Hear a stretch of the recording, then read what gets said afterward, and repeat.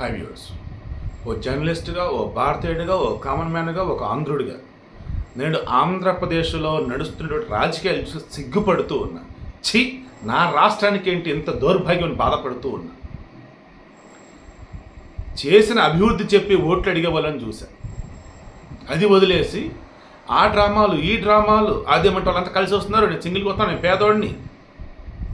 ఇవే పోనీ అవతల వాళ్ళు నువ్వేం అభివృద్ధి చేస్తే చెప్పయ్యా, గతంలో ఇచ్చిన హామీలు ఏమయ్యా అని చెప్పేసి పోలవరం గురించి, ప్రత్యేక హోదా గురించి, మంచి పని నిషేధం గురించి, జాబ్ క్యాలర్ గురించి, మెగా డేస్ గురించి, వీటి గురించి అడుగుతూ ఉంటే వాళ్ళు ఇంట్లో వాళ్ళ విషయాల్లో ఇది చేస్తూ హైలైట్ చేస్తారు. వాసవి ఆన్లైన్ సర్వీసెస్ మా వద్ద పాస్పోర్ట్ వీసా సర్వీసెస్ కలవు. వీసాలో 99% అప్రూవల్ సక్సెస్ రేట్ ఉంది. Please contact 8019482544. వివేకం రెడ్డి హత్య కేసు సంబంధించి సునీత ఓ పక్క, షర్మిల ఓ పక్క మాట్లాడుతుంటే వాళ్ళ మీద నిందలేస్తూ ఉంటారు. ఇలా చెప్పుకుంటూ పోతే చివరికి ఈ జగన్మోహన్ రెడ్డి ఆయన మేనత్త విమలారెడ్డిని కూడా తీసుకొచ్చి ఆమె చేత షర్మిలని, సునీతని నోరు మూసుకోమని చెప్పి చెప్పిస్తూ ఉంటాడు.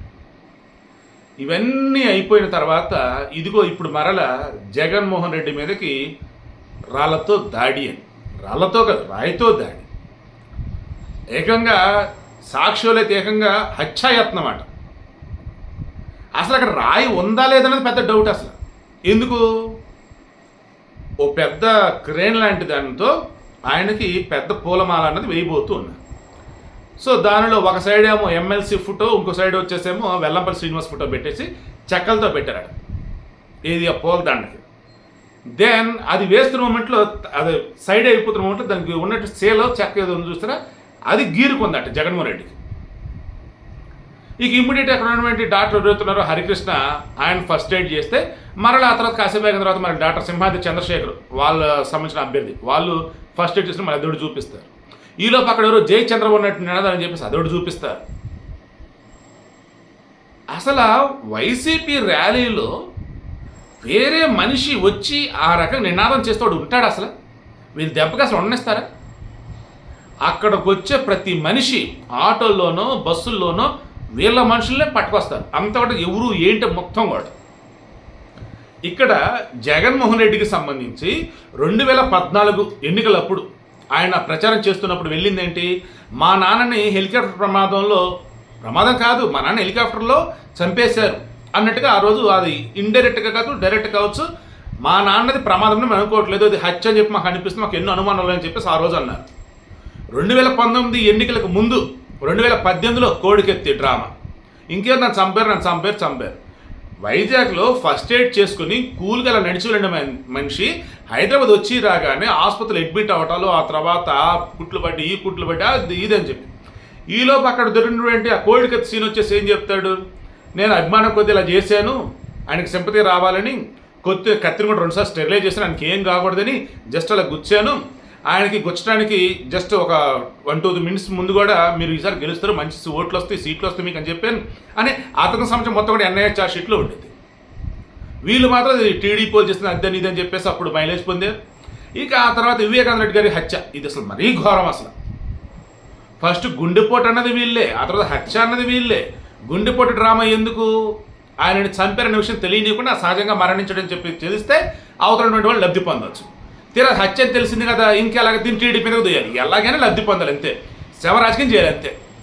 దెన్ అలా ఇప్పుడు వచ్చేసి వన్ బై వన్ ప్రాక్టికల్గా మాట్లాడతా, ఒక్కటన్నా కానీ మీకు ఏదైనా తేడాగా ఉంటే కింద కామెంట్లో తెలియచారు. ఫస్ట్ వన్ వస్తుంది ఎవరండి, ముఖ్యమంత్రి. దేనికండి, ఎన్నికల ప్రచారానికి. సాయంత్రం అయింది, అఫ్కోర్స్ నైట్ అయింది, అజిత్ సింగ్ నగర్ విజయవాడ. ఇప్పుడు అక్కడ కరెంట్ అసలు ఎందుకు పోయింది, దానికి పోలీసు అధికారులు చెప్తుంది ఏంటిది, అక్కడ వచ్చేసి పైన ఎలక్ట్రికల్ లైన్స్ ఉంటాయి కాబట్టి నీ తగిలి షాక్ కొడితే అది కరెంటు తీసేస్తాం. ఒక ముఖ్యమంత్రి స్థాయి వ్యక్తి ప్రచారంలో భాగంగా ఇలా వస్తున్నప్పుడు ఫస్ట్ థింగ్ కరెంటు తీరు. నెంబర్ 1. నెంబర్ 2, ఒకవేళ కరెంటు తీసినా పెద్ద ఫ్లడ్ లైట్స్ అవన్నీ ఉండాలి. నెంబర్ 3, అసలు కరెంట్ లేనప్పుడు ఆయన బయట కనపడ్డు, లోపల కూర్చోవాలి. అండ్ ఇప్పుడు ఏదైతే ఏరియాలో కరెంటు తీగలు ఆయన తగులుతుందని చెప్పి కరెంటు తీసామని అంటున్నారో, ఆ కరెంటు తీగలు తగిలేని ఆయన కింద పడ్డా, ఒకవేళ కరెంట్ లేకపోయినా ఓకే కదా. ఆ తర్వాత ఆ ఏరియాలో బస్సులు తిరుగుతూ ఉంటాయి, అప్పుడున్నప్పుడు ఎక్కడ కరెంటు తీగలు అసలు అడ్డు ఉన్నాయి. సో చూడండి, అసలు కరెంట్ అన్నది ఖచ్చితంగా ఉండాలి జగన్మోహన్ రెడ్డి ముఖ్యమంత్రి పర్యటనకు వస్తున్నాడు అంటే. తర్వాత మొత్తం ఇంటెలిజెన్స్ వాళ్ళు కావచ్చు, స్పెషల్ బ్రాంచ్ వాళ్ళు కావచ్చు, చుట్టుపక్కల మొత్తం జల్లెడ పెట్టేస్తారు.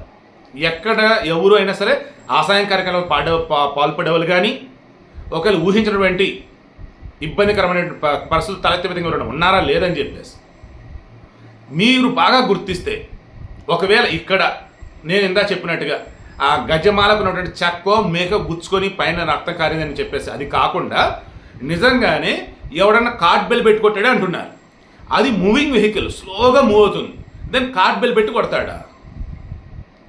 సార్ కార్డ్ బెల్ కాదు, తోపుదుర్తి ఎమ్మెల్యే ఎవరు మనిషి సమ్ రెడ్డి వాళ్ళ ఎమ్మెల్యేను మరి ఎవరు ప్రకాష్ రెడ్డి సమ్ గుర్తు రావట్లేదు నాకు. ఆయన వచ్చేసి ఏకంగా గన్ను పేరు అది చెప్పాడు, వాటర్ గన్నో సమ్ ఏదో చెప్పాడు, దాంతో కరెక్ట్గా గురి చేసి కొట్టారని ఆయన అంటాడు. ఇంకొంతమంది అది మేకు గీసుకుని జగన్మోహన్ రెడ్డికే వెల్లంపల్లికి ఏం తగలేదు, బట్ అక్కడ షో చేశారు బాబు అంటారు. సరే చెప్పుకుంటూ పోతే గడుగున సరే ఈవెన్ పక్కన పెడదాం.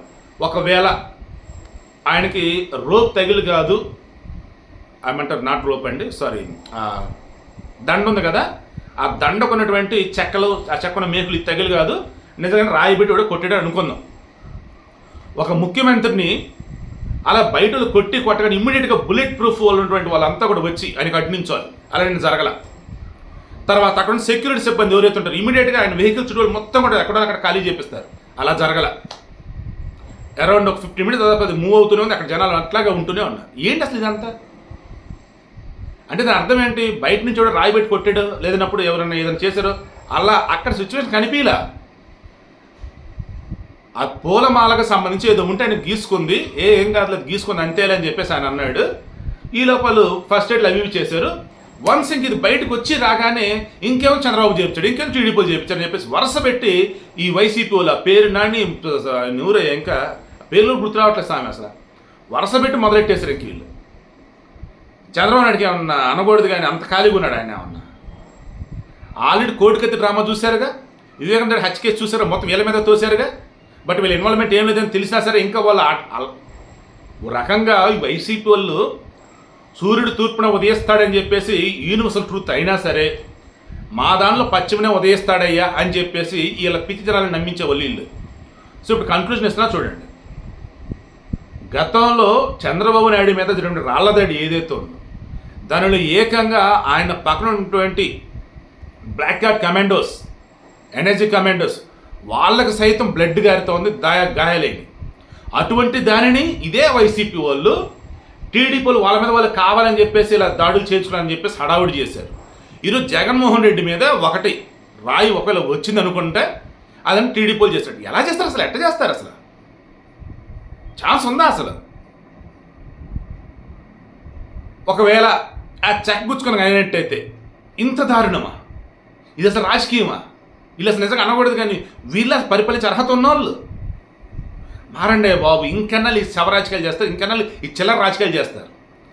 ఒకవేళ నిజంగానే జగన్మోహన్ రెడ్డి మీద కనుక ఎవరైనా కనుక ఇలా రాయి దాడి కనుక చేస్తుంటే ఆ విషయానికి సంబంధించి సెక్యూరిటీ వాళ్ళు దారుణంగా ఫెయిల్ అయినట్టే, రాష్ట్ర డీజీపీ ఫెయిల్ అయినట్టే, ఇంటెలిజెన్స్ వాళ్ళు ఫెయిల్ అయినట్టే. ఇమీడియట్ వాళ్ళు రిజైన్ చేయడం, లేదంటే వేరే పోస్టులోకి వెళ్ళాలి, కొత్త వాళ్ళు రావాలి.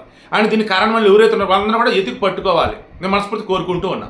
అలా కాదు ఈ చెక్క తగిలి ఇదంతా జరిగింది కనుక అనుకున్నట్టయితే దేవుడే నా వల్ల కావట్లేదు. ఎందుకంటే ఏదైనా కావచ్చు కాక దానిని వీళ్ళకి అనుకూలంగా మార్చుకోవాలి, జనాల సింపతి గెయిన్ చేయాలి. జనాలు పిచ్చోళ్ళు మరి నమ్మేస్తారు. ప్రతిసారి నాన్న పులి కథ ఉంది కదా, పిల్లలైనా సరే చదువుకుని కదా కథలైనా, పెద్దలు చెప్తుంటారు కదా కథలైనా.